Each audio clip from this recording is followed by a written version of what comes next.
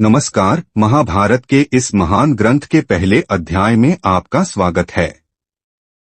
मैं भीष्म पितामह इस कथा का सूत्रधार बनकर आपको उस युग में ले चलता हूँ जहाँ यह सब कुछ शुरू हुआ था। यह वह युग था जब देवताओं का आशीर्वाद और राजाओं की महानता एक साथ मिलकर इतिहास रचने को था। आज हम उस दिन की कथा सुनेंगे जब मेरे जन्म ने हस्तिनापुर के महल को गूंज उठाया था और जिस दिन से मेरे जीवन का उद्देश्य तय हुआ था। यह कहानी मेरी नहीं बल्कि उस समय के उस महान क्षण की है जिसने मेरी और मेरे कुल की तकदीर बदल दी। यह कहानी है उस दिन की जब गंगा माँ ने मुझे जन्म दिया, परंतु इस जन्म के साथ एक वचन जुड़ा था। वचन जो एक राजा के लिए असामान्य था, परंतु मेरे लिए मेरा धर्म था। हस्तिनापुर के राजा शांतनु, जो महान और न्यायप्रिय थे, अपनी जटिलताओं और दुखों से जूझ रहे थे। उनकी जिंदगी एक ओर दुहक और संघर्ष से भरी हुई थी। वे एक महान राजा थे, लेकिन उनका दिल एक वेदना से भरा हुआ था। राजा शांतनु का मन एक दिन गंगा के दर्शन की आकांक्षा में छटपटा रहा था। एक दिन शांतनु ने गंगा के दर्शन किए और वह उस रूप में बंध गए जैसे कोई तपस्वी अपने साध्य में। वह गंगा के साथ जीवन बिताने के लिए तैयार हो गए।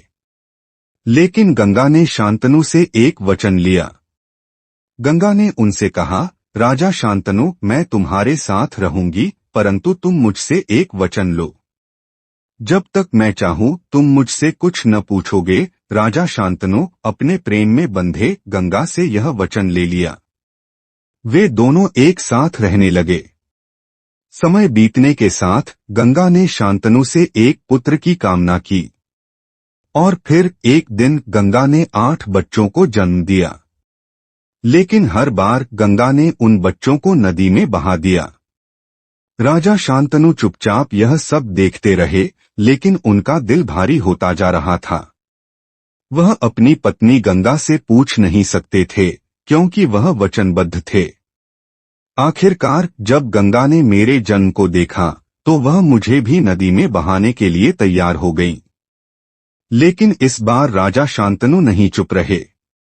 उन्होंने गंगा से कहा, तुमने अब तक 7 बच्चों को इस प्रकार नदी में बहा दिया, लेकिन मैं तुम्हारा कष्ट सहन नहीं कर सकता।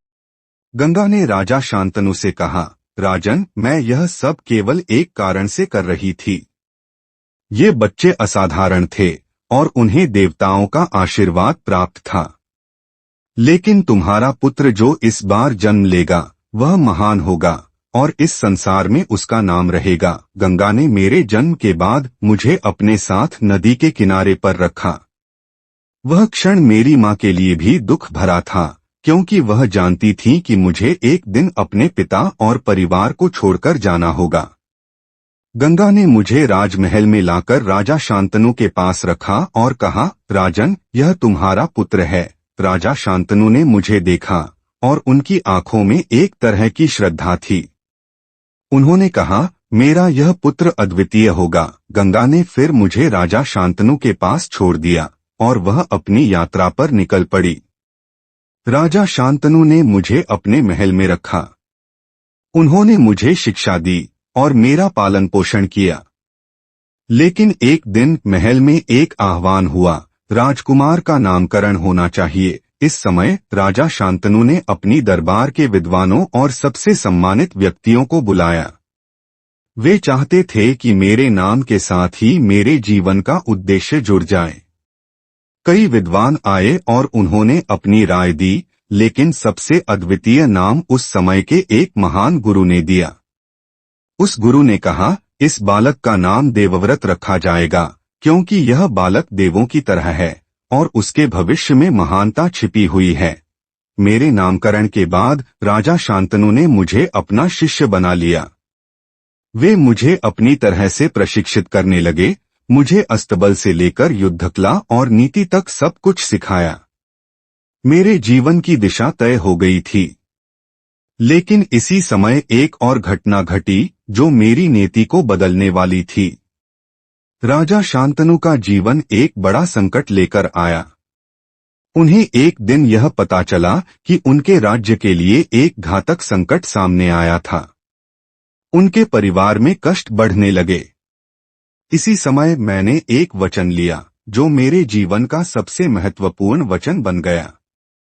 राजा शांतनु ने मुझसे कहा, देवव्रत, तुम मेरे वंश के उत्तराधिकारी हो और यह तुम्हारा अधिकार है कि तुम इस राज्य को संभालो, लेकिन मुझे पता था कि अगर मैं यह उत्तरदायित्व ग्रहण करता तो मेरे लिए एक और वचन जरूरी था।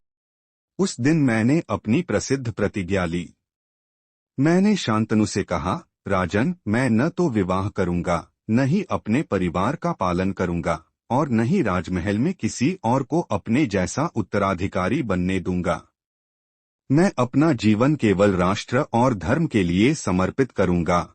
यह वचन मुझे कभी न भूलने वाली स्थिति में डाल दिया था। मैं अब एक सामान्य पुत्र नहीं रहा था। मेरे लिए मेरा परिवार, मेरे लोग और मेरी पूरी जाति अब एक मिशन बन चुकी थी। एक महान पितामह बनने का रास्ता तय हो चुका था। यह वचन मेरे लिए केवल एक बलिदान नहीं था, बल्कि एक जीवन का उद्देश्य था। जो लोग मेरे पीछे आए, उन्होंने इस वचन को समझा और इस पर चलने का साहस पाया। यही वचन मेरे जीवन की सबसे बड़ी पहचान बन गया और इसने मुझे महाभारत में एक अभूतपूर्व स्थान दिलवाया। आगे की यात्रा में हम देखेंगे कि कैसे मेरी यह प्रतिज्ञा न केवल मेरी बल्कि पूरी कौरवों और पांडवों की दास्तान को प्रभावित करेगी। लेकिन एक बात तय थी, इस वचन ने मुझे एक मार्गदर्शक बना दिया और यह मार्गदर्शन एक दिन उन सभी को दिखा जो इस महान युद्ध के हिस्से बने। अगले अध्याय में हम उस समय की बात करेंगे जब पितामह भीष्म ने अपने वचन की पूरी तरह से कसौटी पर खड़ा किया। हम जानेंगे कि कैसे मेरा जीवन एक राज्य के लिए समर्पित हो गया और मेरे द्वारा लिए गए निर्णयों ने महाभारत के युद्ध को दिशा दी। तब तक के लिए मेरी आशीर्वाद और श्रद्धा आपके साथ रहे। महाभारत के और एपिसोड देखने के लिए शॉर्ट टाइम प्रेजेंट को सब्सक्राइब कीजिए।